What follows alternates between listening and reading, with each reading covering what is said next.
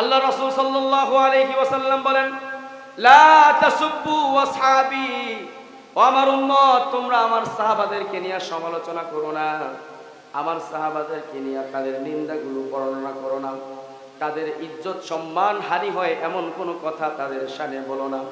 কারণ হলো, লাউ আনফাকা আহাদুকুম মিসলা উহুদিন যাহাবা, তোমাদের কেউ যদি উহুদ পাহাড় পরিমাণ স্বর্ণ খরচ করে, উহুদ পাহাড় পরিমাণ রূপা খরচ করে, বলেন আমাদের দুনিয়াতে এমন কোন মানুষ পাওয়া যাবে যে একটা উহুদ পাহাড় পরিমাণ স্বর্ণের মালিক পাওয়া যাবে?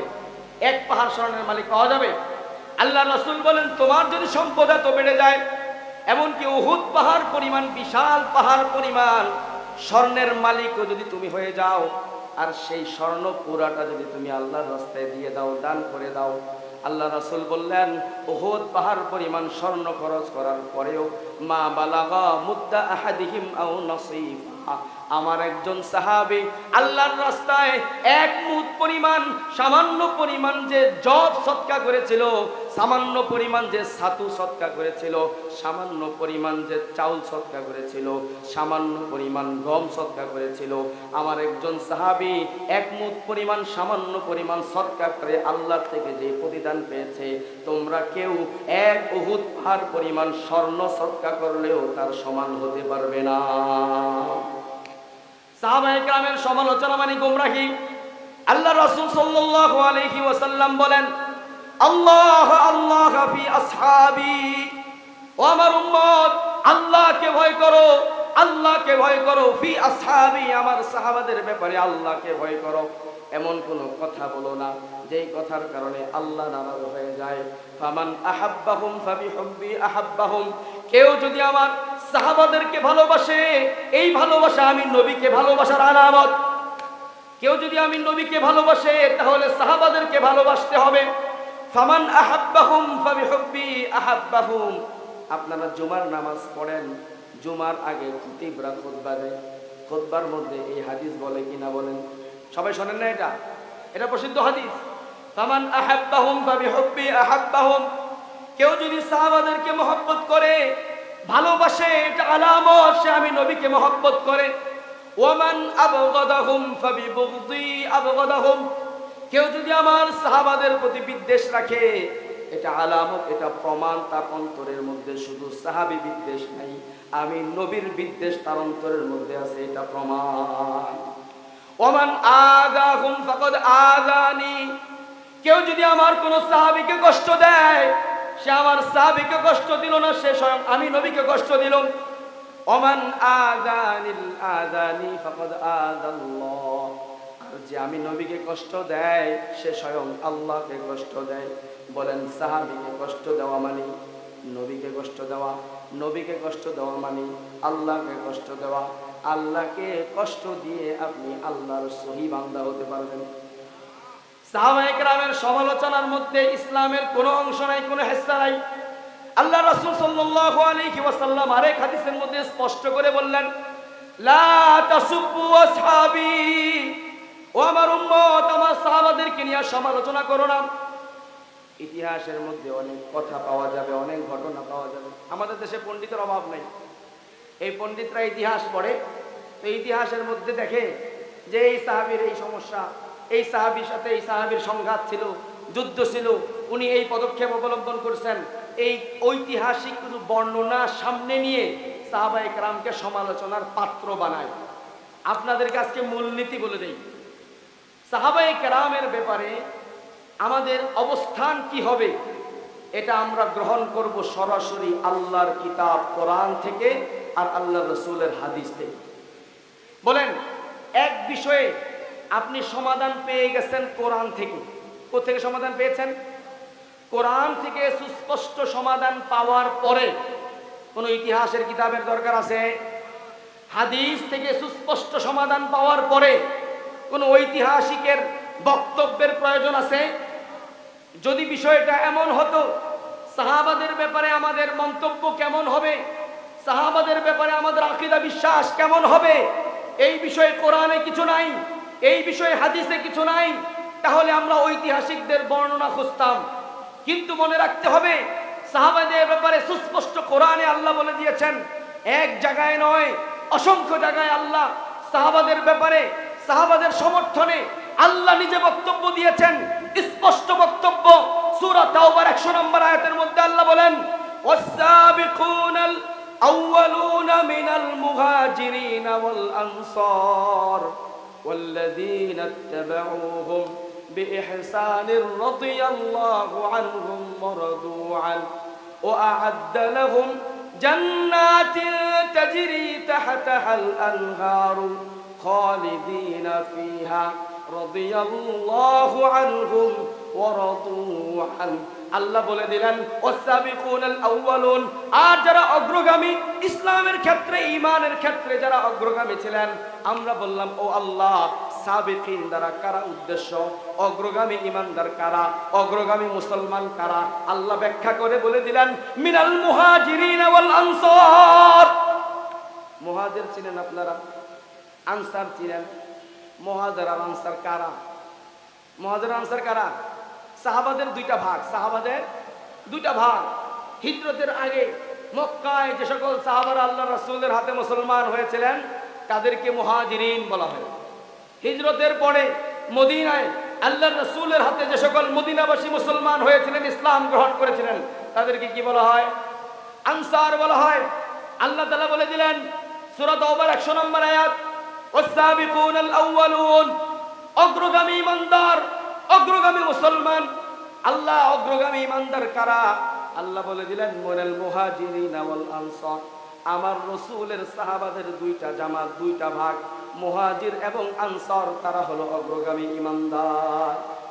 ওয়াস-সাবিকুনাল আউয়ালুনা মিনাল মুহাজিরিন ওয়াল আনসার ওয়াল্লাযীনা ইত্তাবাউহুম, এবং এদের পরে যারা আসবে এরা, এদের মধ্য থেকে যারা তাদের অনুসরণ করবে, তাদের নকশার উপরে চলবে, তাদেরকে অনুসরণ করে চলবে। আল্লাহ বললেন ওয়াল্লাযীনা ইত্তাবাউহুম বিইহসানির রাদিয়াল্লাহু আনহুম ওয়া রাদু আন। আল্লাহ বলেন ওই অগ্রগামী আমার হাবিবের সাহাবাদের উপরে, আনসার এবং মুহাজিরদের উপরে আমি আল্লাহ রাজি হয়ে গেলাম, তারাও আমার উপরে রাজি হয়ে গেছে। সাহাবাদের উপরে রাজি হওয়ার ঘোষণা দিলেন কে? সাহাবাদের উপরে আল্লাহ রাজি, কিন্তু আপনি না রাজি না, আপনার বাসন আছে। আল্লাহ রাজি, আপনি কিনা রাজি না, আপনার মুক্তির কোন রাস্তা আছে? আল্লাহ রাব্বুল আলামিন সাহাবাদের ব্যাপারে স্পষ্ট বললেন সূরা মুহাম্মদের 29 নম্বর আয়াত, মুহাম্মাদুর রাসূলুল্লাহ ওয়াল্লাযীনা মাআহু আশিদ্দাউ আলাল কুফারি রহমাউ বাইনাহুম। আল্লাহ তাআলা বলে দিলেন মুহাম্মদ হলো আমার রাসূল, আমি আল্লাহর রাসূল। মুহাম্মাদুর রাসূলুল্লাহ, মুহাম্মদ হলো আমি আল্লাহর রাসূল। ওয়াল্লাযীনা মাআহু, এবং মুহাম্মদের সাথে যারা আছে। মুহাম্মদের সাথে কারা আছে? আমাদের জমানার আহলে হাদিসরা, আমাদের জমানার জামাত ইসলামের ভাইয়েরা, আমাদের জমানার রাজনৈতিক বিভিন্ন দলের লোকেরা। আল্লাহ বললেন মুহাম্মাদুর রাসূলুল্লাহ, আমার হাবিব মুহাম্মদ, আমার রাসূল। ওয়াল্লাযীনা মাআহু, আমার হাবিবের সাথে যারা আছে তাদের মধ্যে দুইটা বড় ভালো গুণ আছে, দুইটা বড় পছন্দের গুণ আছে। ওই দুইটা গুণ আমি আল্লাহর কাছে বড় পছন্দ। দুইটা গুণ হলো আশিদ্দাউ আলাল কুফার রুহামাউ বাইনাহুম, তারা কাফেরদের ব্যাপারে অনেক কঠোর, আর তারা পরস্পরে ঈমানদারদের ব্যাপারে অনেক রহমদিল। এই দুইটা গুণ আমি আল্লাহর কাছে বড় পছন্দের। ও দুনিয়ার মানুষ, আমার সাহাবীদের মধ্যে, আমার হাবিবের মধ্যে এবং হাবিবের সাহাবীদের মধ্যে এই দুইটা গুণ আছে। কিয়ামত পর্যন্ত সকল ঈমানদারের জন্য আমি আল্লাহ বলে দিলাম এই দুই গুণ তোমরা আমার হাবিবের সাহাবাদের থেকে গ্রহণ করে নাও। সাহাবাদের সার্টিফিকেট দিলেন কে? এরপরে এবার লাস্ট কথাটা আমি বলি সাহাবাদের ব্যাপারে। আল্লাহ রাব্বুল আলামিন সূরা হাদীদের মধ্যে বলেন, সূরা হাদীদের 10 নম্বর আয়াতের মধ্যে আল্লাহ বলেন লা ইয়াস্তাবি মিনকুম মান আনফাকা মিন ক্বাবলিল ফাতহি ওয়া ক্বাতাল উলাইকা আ'যামু দারাজাতাম মিনাল্লাযীনা আনফাকু মিন বা'দু ওয়া ক্বাতালু। আল্লাহ বললেন আমার হাবিবের সাহাবারা আরেক দিক থেকে দুইটা ভাগে বিভক্ত। একদল সাহাবী যারা মক্কা বিজয়ের আগে জিহাদ করেছে, মক্কা বিজয়ের আগে কুরবানি করেছে, এই সাহাবীদের কুরবানির পরিমাণ বেশি।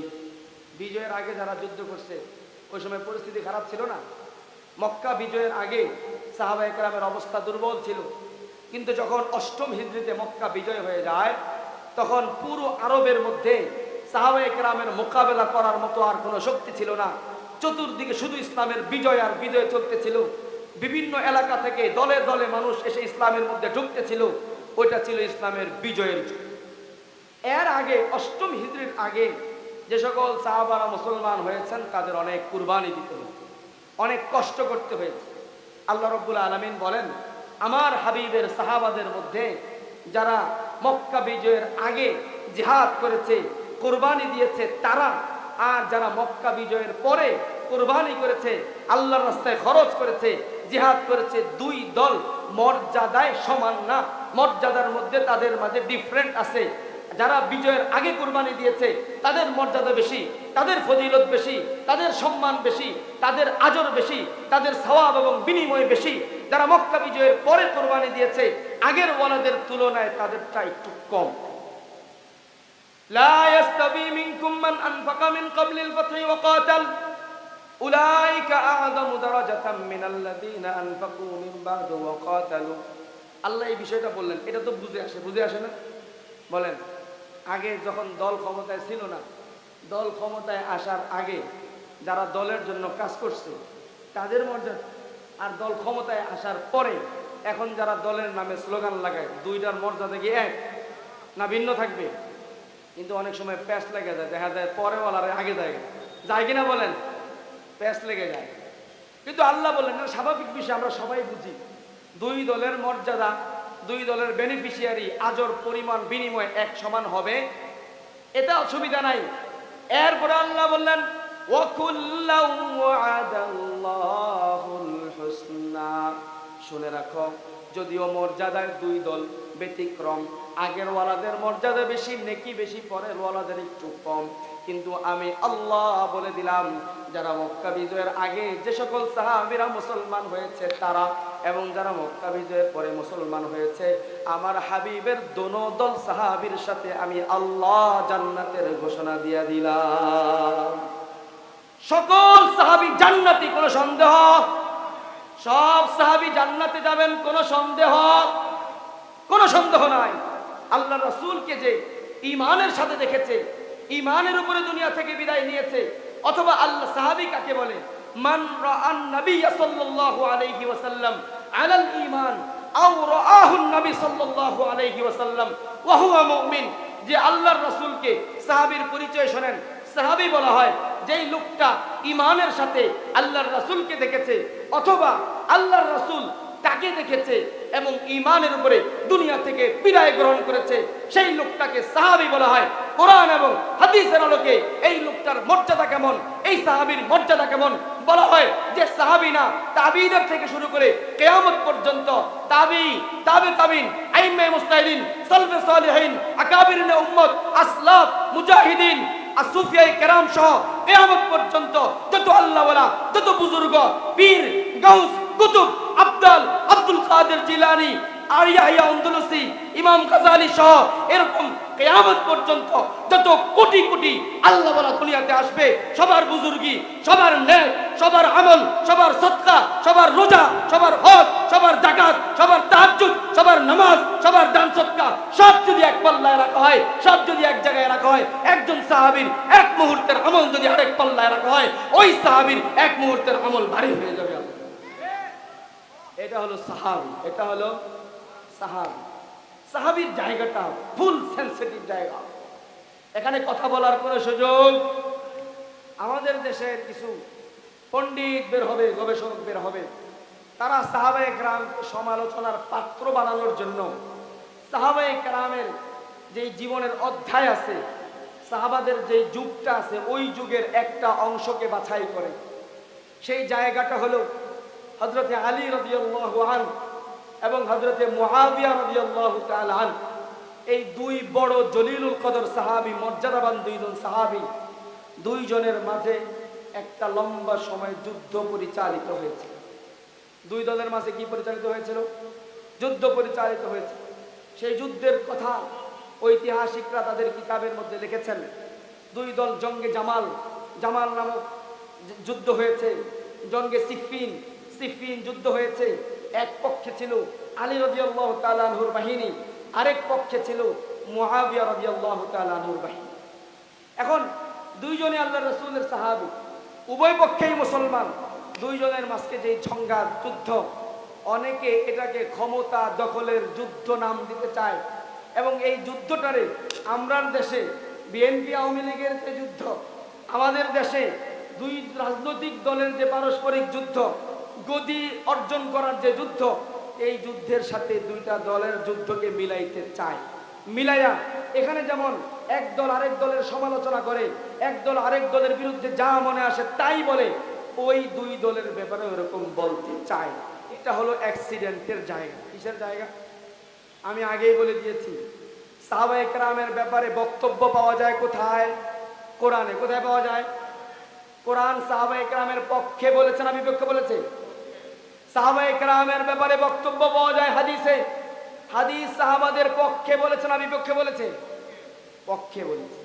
সাহাবায়ে কেরামের ব্যাপারে যখন কোরআনে পক্ষে বক্তব্য পেলাম, যখন হাদিসে পক্ষে বক্তব্য পেলাম, স্পষ্ট যখন ঘোষণা পেলাম, আল্লাহ যখন সাহাবাদের ব্যাপারে সার্টিফিকেট দিলেন, আমার রাসূলের প্রতিটা সাহাবীর উপরে আমি আল্লাহ রাজি হয়ে গেলাম, আমার রাসূলের প্রতিটা সাহাবীর সাথে আমি আল্লাহ জান্নাতের ওয়াদা করলাম, আমার রাসূলের প্রতিটা সাহাবীর উপরে আমি আল্লাহ আমার সন্তুষ্টির ঘোষণা দিলাম, যখন আল্লাহ বলে দিলেন, সুতরাং ঐতিহাসিকরা তাদের কিতাবের মধ্যে যাই লেখুক না কেন ওই লেখার দিকে তাকানোর সুযোগ নাই, আমি তো কোরআনের দিকে তাকাবো।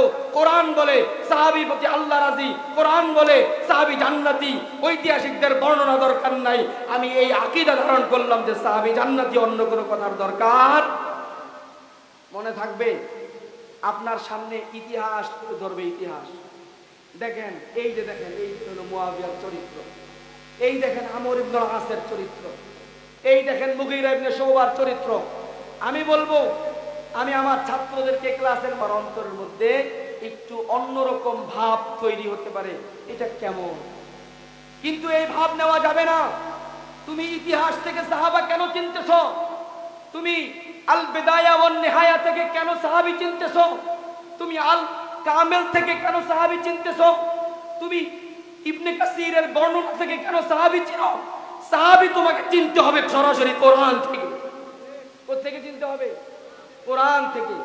কোরআন যখন সাহাবীদের পক্ষে বলে ফেলেছে, এরপরে সারা পৃথিবীর সব ইবনে কাসিররা যদি একত্রিত হয়ে, সারা পৃথিবীর সব ঐতিহাসিক যদি একত্রিত হয়ে সাহাবাদের ব্যাপারে এমন কিছু লেখে, কোরআন যখন বলে সাহাবীর উপর আল্লাহর রাজি, সাহাবী জান্নাতি, আমি কোরআনকে বুকে ধারণ করব, বাকি সব পিছনে ফেলে দেব।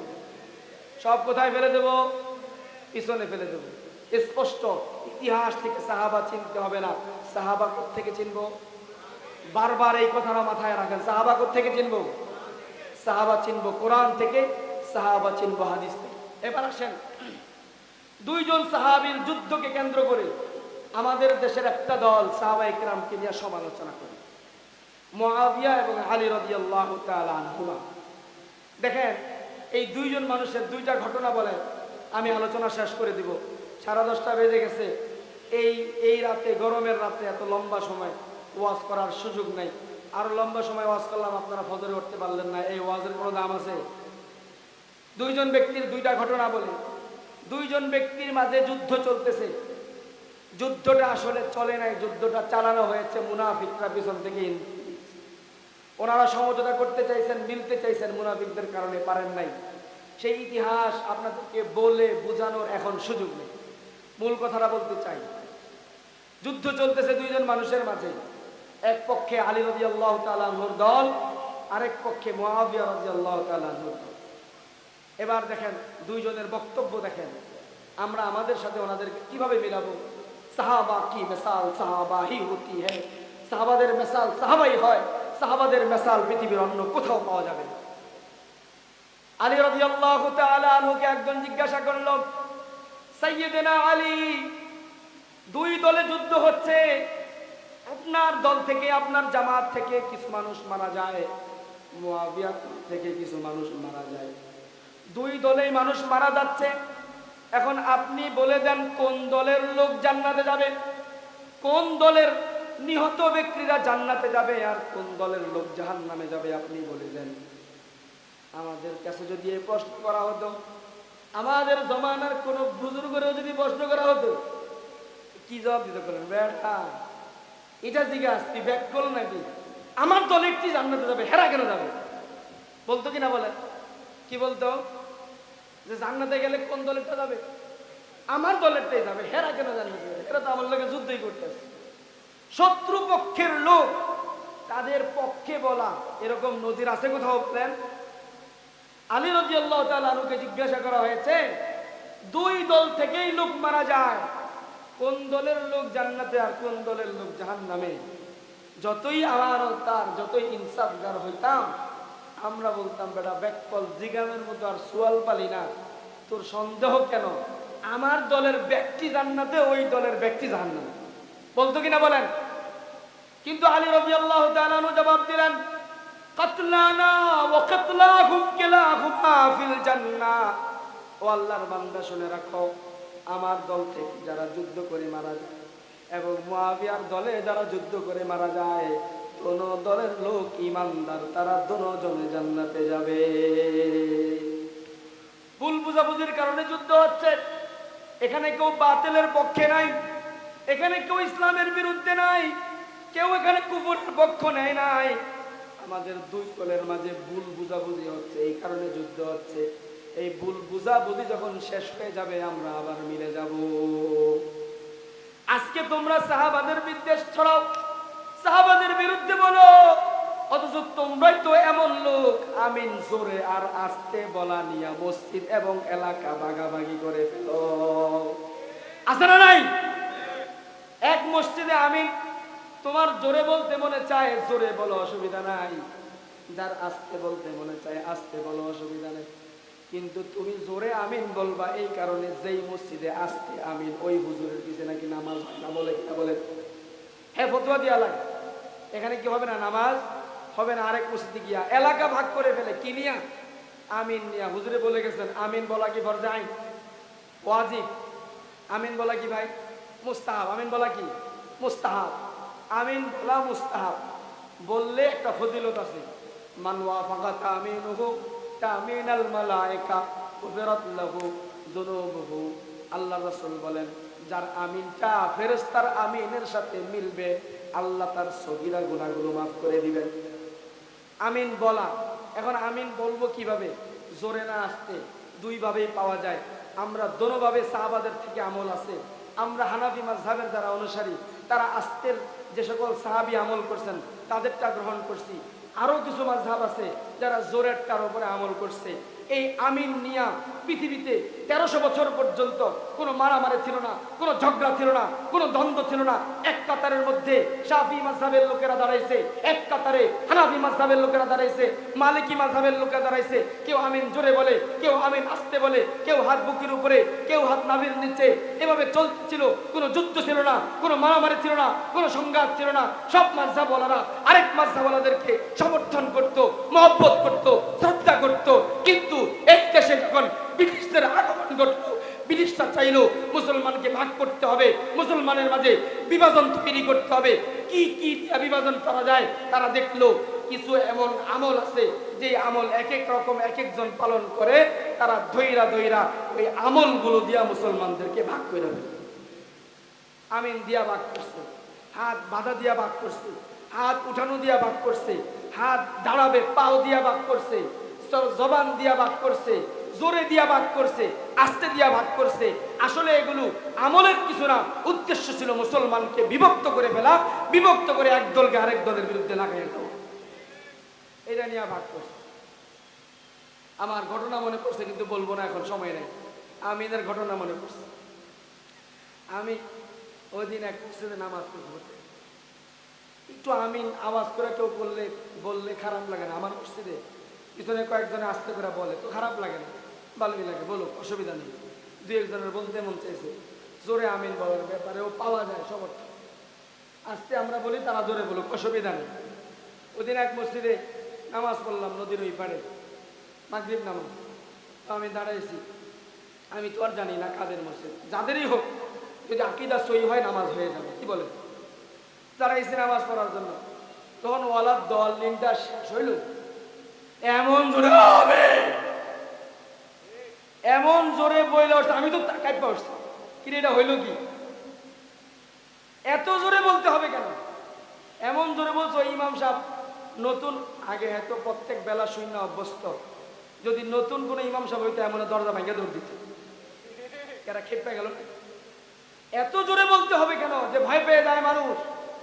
এই কারণে ব্রিটিশদের আমলে যখন ব্রিটিশরা প্রথম হিন্দুস্তানে আসে, এক এলাকায় আমিন নিয়া মারামারি। আমিন নিয়া কি ভাই? আমিন মারামারি করার জিনিস না, তোমার জোরে বলতে মনে চায় জোরে বলো, যদি আস্তে কেউ বলে তাহলে আস্তে বলতে দাও। এখন আমিন নিয়া মারামারি হয়েছে, হ্যাঁ আমিন জোরে বলবে, আমিন আস্তে বলবে, এটা নিয়ে খুব প্রায় একদম মারামারি, হাতাহাতি, হ্যাঁ রক্ত টক্ত বাইরে গেছে হালকা পাতলা। তো পরে দুই দল গেছে, দুই দলকে ডাকা হোক, তো আমিনের ব্যাপারে দলিল প্রমাণ সব দেও, জোরে না আসতে এই বিষয়ে। তো যারা আমিন জোরের পক্ষের ওলামায়ে কেরাম তারা ওই দলিল দিচ্ছে, যারা আস্তের পক্ষের ওলামায়ে কেরাম তারা ওই দলিল দিচ্ছে। তো দলিল শুই না, ব্রিটিশ যে বিচারক সে বলতেছে, আমি তোমাদের নবীর সবগুলো হাদিস শোনার পরে বুঝলাম যে তোমাদের নবীর হাদিসের মধ্যে আমিন দুইভাবে বলারই সুযোগ আছে। কয়ভাবে বলার সুযোগ আছে? জোরে বলারও পক্ষে দলিল পাওয়া যায়, আস্তে বলার পক্ষে দলিল পাওয়া যায়, দুইভাবেই বলার দলিল আছে। তো এই দুইভাবে যদি চলতে থাকে তাহলে তো ঝগড়া হওয়ার কথা না। ঝগড়াটা কেন হয়েছে জানো? ব্রিটিশ বিচারক বলতেছে, ব্রিটিশ জজ বলতেছে, ঝগড়া হয়েছে তৃতীয় প্রকার আমিনের কারণে। কোন প্রকার আমিনের কারণে? উনি বলেন আমিন দুই প্রকার, একটা হলো আমিন বিল জাহার, একটু জোরে করে বলবে, আর হলো আমিন বিসর, একটু আস্তে করে বলবে। এই দুই প্রকার আমিনের মধ্যে কোনো ঝগড়া নাই, মাঝখানে তৃতীয় আরেকটা আমিন ঢুকছে, ওইটা হলো আমিন বিল ফিতনা। আমিন বিল, একটা হলো হালকা জোরে, আরেকটা হলো আস্তে, দুই প্রকার, মাঝখানে আরেকটা প্রকার আমিন, ওটা হলো ফিতনা লাগানোর আমিন। কি আমিন? ফিতনা লাগানোর আমিন। জোরে বলো সমস্যা নাই, আস্তে বলো সমস্যা নাই, কিন্তু আমিন দিয়া যখন তুমি মারামারি লাগাইবা, এটা হলো 3 নাম্বার আমিন। ওই আমিনের ইসলামের মধ্যে কোনো জায়গা নাই। এই বুঝতেছেন আপনারা? আলী রাদিয়াল্লাহু তাআলা আনহু কি বললেন? যে দুই দলের মধ্যে যুদ্ধ হচ্ছে, দুই দলের লোক মারা যায়, কিন্তু যেহেতু উভয় দল আল্লাহর সন্তুষ্টি চায়, উভয় দল যেহেতু হক তালাশ করতেছে, ভুল বুঝাবুঝি হচ্ছে, সিদ্ধান্তে ভুল করতেছে, হক যেহেতু তালাশ করে, মুআবিয়ার দলের যারা মারা যায় তারা, আমার দলের যারা মারা যায়, উভয় দল জান্নাতে যাবে। কে বলছেন? এবার আসেন, এটা তো আলীর বক্তব্য শুনলাম, এবার মুআবিয়া রাদিয়াল্লাহু তাআলা আনহুর একটা বক্তব্য শুনি। মুআবিয়া রাদিয়াল্লাহু তাআলা আনহুর সাথে যখন আলীর যুদ্ধ চলে, রোম সম্রাট মুআবিয়া ছিলেন শামের গভর্নর, শামের রাষ্ট্রপ্রধান ছিলেন, সরকার ছিলেন শামের।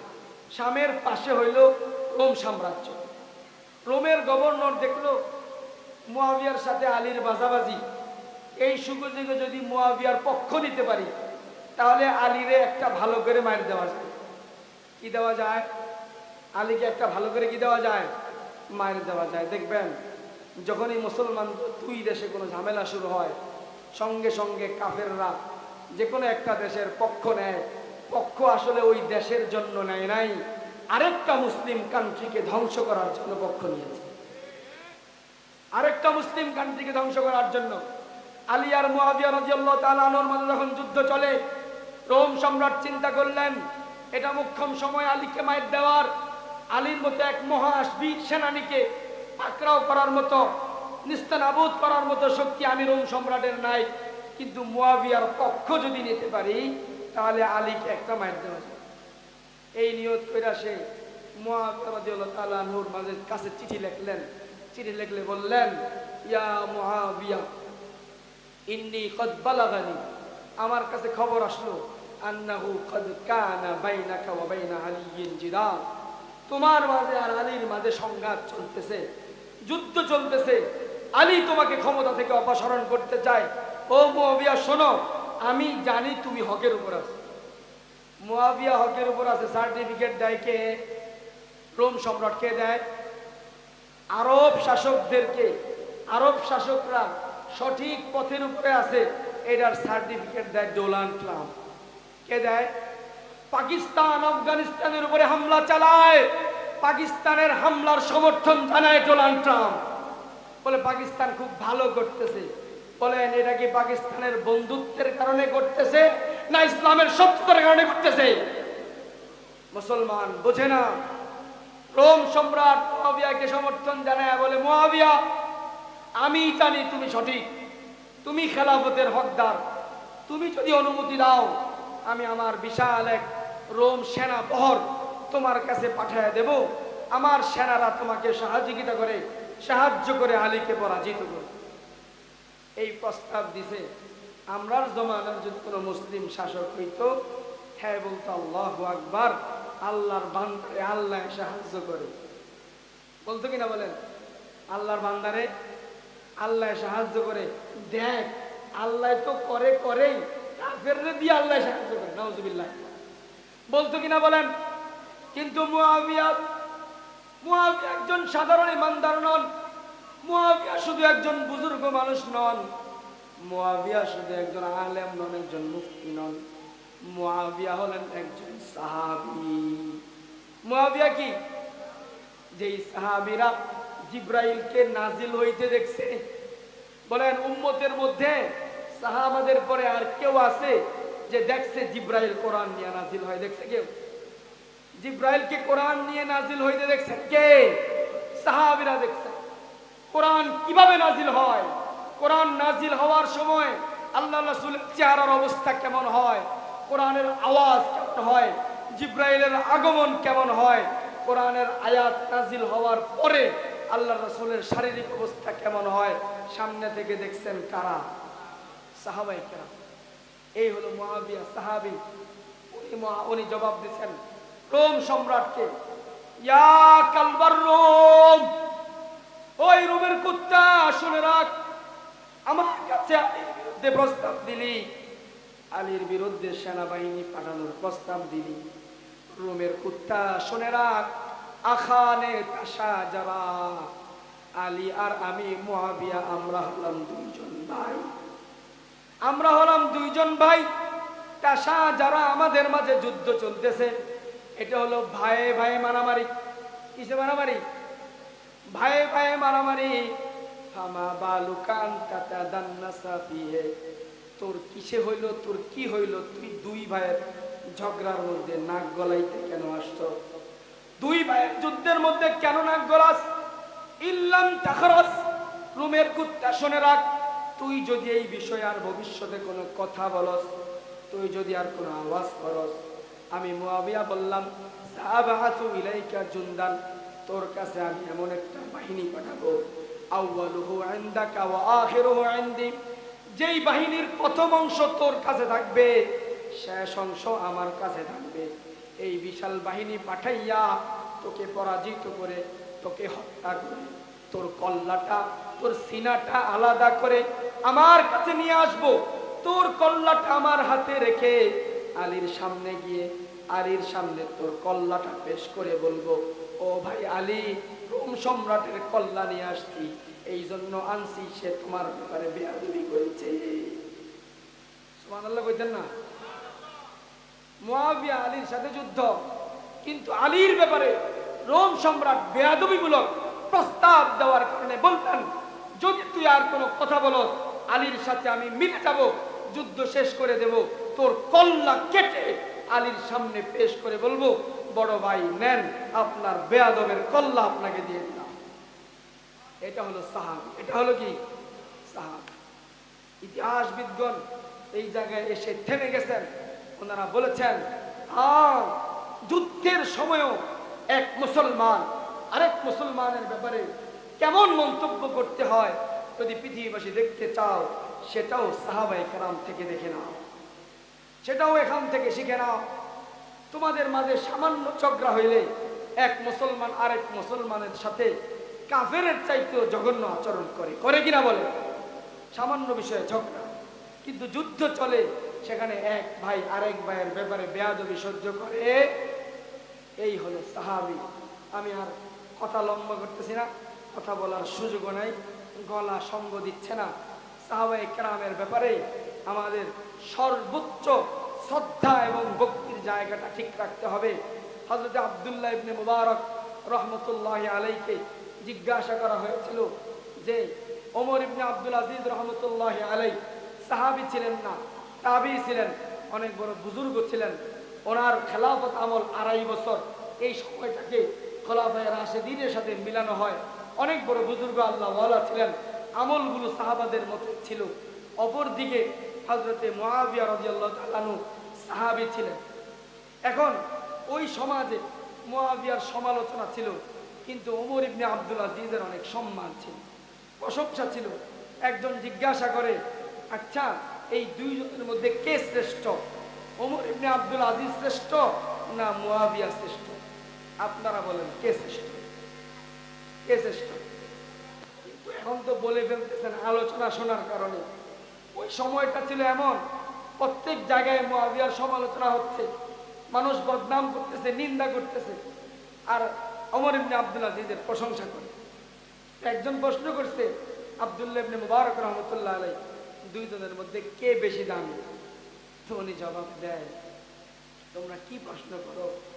আরে মুআবিয়া রাদিয়াল্লাহু তাআলা আনহু আল্লাহর রাসূলের সাথে জিহাদের ময়দানে গিয়ে যেই ঘোড়ায় চড়ে জিহাদের ময়দানে গিয়েছেন, ওই ঘোড়ার নাকের মধ্যে যেই ধুলাবালি, আল্লাহর রাসূলের সাথে যুদ্ধ করা অবস্থায় মুআবিয়া যেই ঘোড়ায় চড়েছিলেন, ওই ঘোড়ার নাকে যেই ধুলাবালি ঢুকেছে, ওই ধুলাবালি মর্যাদার কাছেও ওমর ইবনে আব্দুল আজিজ চাইতে পারবে না।